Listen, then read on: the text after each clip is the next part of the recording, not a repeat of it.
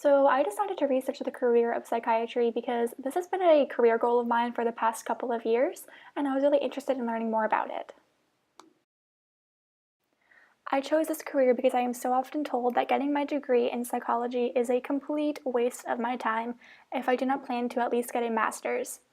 I figure that if I'm going to dedicate myself to all that school, I may as well run with it and become a doctor as well if it means I get to follow my passion.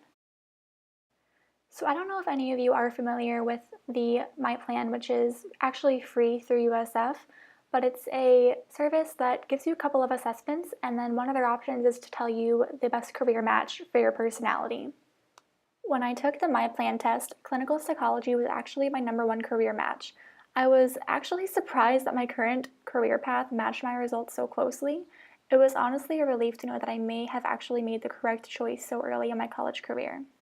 When I heard the statistic that most students in college change their major up to 7 times, I was so scared that I would be one of them. It's not such a terrible thing to keep changing your mind. However, I want to be 100% certain on all my choices to make sure that no time spent in school is wasted. So basically what psychiatrists do is they specialize in the treatment of mental, addictive, and emotional disorders. Their overall goal is to diagnose, treat, and help prevent diseases of the mind. And they do this through many ways, some of which are the psychotherapy, talk therapy, and medical prescriptions. Treatment can take days, weeks, or even years, just depending on the patient. In some cases, lifelong treatment may be needed. As far as education goes, being a psychiatrist requires strict dedication to school. You have to understand that nothing will just happen, but everything takes patience and hard work. So after getting your bachelor's, or preferably your master's if you're a psychology major, you must go to medical school to get your Doctor of Medicine degree. This takes about 3 to 4 years, and then from there, you have to complete a medical residency program, which is another 3 to 4 years. However, that's not so bad because once you get the medical residency program, it's nothing but hands-on experience and training in your field, which allows you to then go off and gain your own clientele or get a job in a hospital and already have years of experience under your belt. So one of the benefits of being a psychiatrist or any doctor is, of course, the pay. On average, psychiatrists make $87 an hour per patient, which is about $182,000 a year.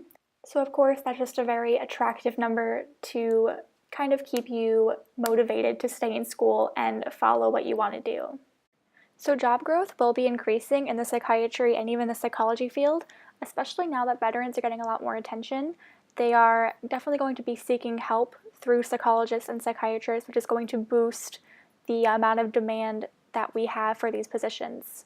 So just a little misconception about psychiatrists. They don't treat people who are called crazy or insane. This is a distortion of the truth because people who suffer from delusions or hallucinations form only a fraction of the psychiatric patients.